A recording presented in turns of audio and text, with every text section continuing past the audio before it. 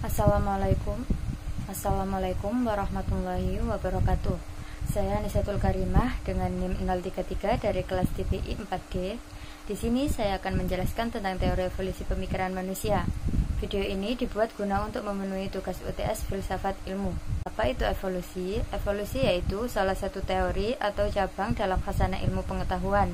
Teori tersebut menyatakan terjadinya sebuah perubahan pada makhluk hidup atau spesies secara gradual atau perlahan-lahan.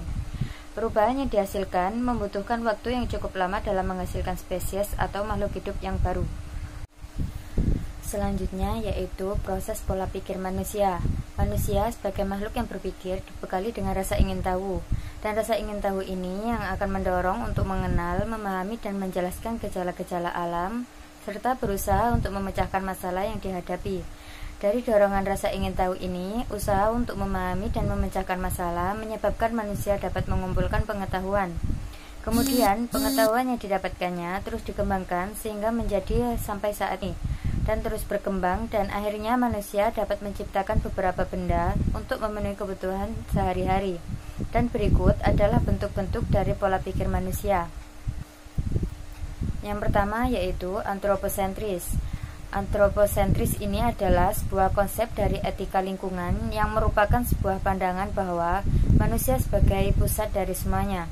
Manusia menganggap bahwa manusia adalah makhluk yang paling istimewa. Dan yang kedua yaitu geosentrisme atau biasa disebut dengan teori geosentrik. Model geosentrik ini adalah istilah astronomi yang menggambarkan alam semesta dengan bumi sebagai pusatnya dan pusat pergerakan semua benda-benda langit. Yang ketiga yaitu heliosentrisme, adalah model astronomi yang mana bumi mengelilingi matahari yang berada pada pusat jagat raya.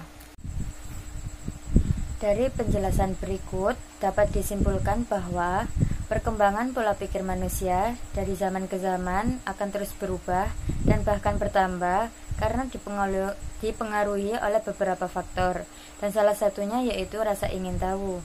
Ilmu pengetahuan alam bermula dari rasa ingin tahu yang merupakan suatu ciri khas manusia.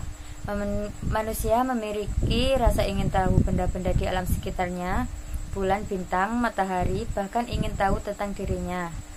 Dan manusia sebagai makhluk mempunyai beberapa ciri-ciri. Salah satunya yaitu memiliki organ tubuh yang kompleks dan sangat khusus, terutama otak. Sesuai dengan ciri manusia ini, yakni manusia mempunyai otak, maka manusia akan tumbuh rasa ingin tahunya. Dan rasa ingin tahu ini tidak dimiliki oleh makhluk lain, seperti batu, tanah, sungai, dan angin. Sedangkan air dan udara bergerak dari satu tempat ke tempat lain, namun gerakannya itu bukanlah atas kehendaknya sendiri, tetapi akibat dari pengaruh ilmiah yang bersifat kekal. Dan bagaimana halnya dengan makhluk-makhluk seperti tumbuhan dan binatang? Rasa ingin tahu pada hewan hanya terbatas pada rasa ingin tahu yang tetap, yang tidak berubah dari zaman ke zaman. Hewan bergerak dari satu tempat ke tempat lain hanya didorong oleh rasa ingin tahu yang bersangkutan erat dengan nalurinya saja. Selanjutnya yaitu hukum 3 tahap dan kaitannya dengan realitas masyarakat oleh Auguste Comte. Yang pertama yaitu tahap teologis. Tahap teologis merupakan tahap awal perkembangan pemikiran manusia yang diperkirakan muncul sebelum 1300 Masehi. Menurut Comte, pada tahap ini manusia masih beranggapan bahwa semua benda di dunia ini memiliki kekuatan supranatural. Yang kedua yaitu tahap metafisis. Ini adalah tahap menengah dari perkembangan pemikiran manusia yang diperkirakan muncul sekitar tahun 1300 sampai 1800 Masehi. Pada tahap ini, pemikiran manusia mulai mengalami transisi dari tahap teologis ke positif yang ditandai dengan kepercayaan terhadap dewa dan kekuatan alam. Dan yang ketiga yaitu tahap positif. Setelah tahun 1800 Masehi, muncul tahap positif ilmiah yang ditandai dengan masyarakat yang mulai meninggalkan kepercayaan supranatural dan mengembangkan ilmu pengetahuan untuk menerangkan terjadinya gejala-gejala alam. Hal ini karena masyarakat mulai mengedepankan intelektualitas. Selanjutnya yaitu macam-macam pemikiran pada manusia.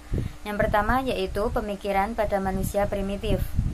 Pada zaman batu purba, 4 juta hingga 10.000 sebelum Masehi, penggunaan batu sebagai alat berburu dapat ditafsirkan bahwa Manusia pada saat itu telah mampu berpikir untuk dapat membedakan mana batu yang dapat digunakan untuk alat berburu dan mana yang tidak, mana binatang yang enak disantap atau diburu dan mana yang tidak. Satu langkah lebih maju dari membedakan adalah mengamati. Untuk dapat berburu, tentulah mereka mengamati kelakuan dari binatang buruannya itu. Yang kedua yaitu periode Arkei, dimulai pada 776 sebelum Masehi dengan berdirinya Olimpiade. Orang Yunani pada saat itu percaya permainan atletik yang menekankan pencapaian manusia. Yang membedakannya dari yang bukan orang Yunani, valorisasi orang Yunani terhadap era Mycenaean sebagai zaman keemasan heroik itu membuat mereka mengidealkan atlet pria dan sosok pria menjadi subjek dominan seni Yunani. Orang Yunani merasa telanjang pria tidak hanya menunjukkan kesempurnaan dan keindahan tubuh, tetapi juga karakter bangsawan.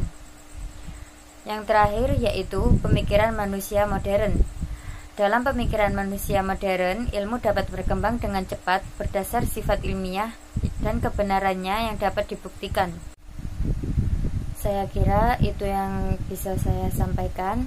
Apabila ada kekurangan dan kesalahan kata maupun sikap dalam video, saya mohon maaf dan terima kasih untuk waktunya. Wassalamualaikum warahmatullahi wabarakatuh.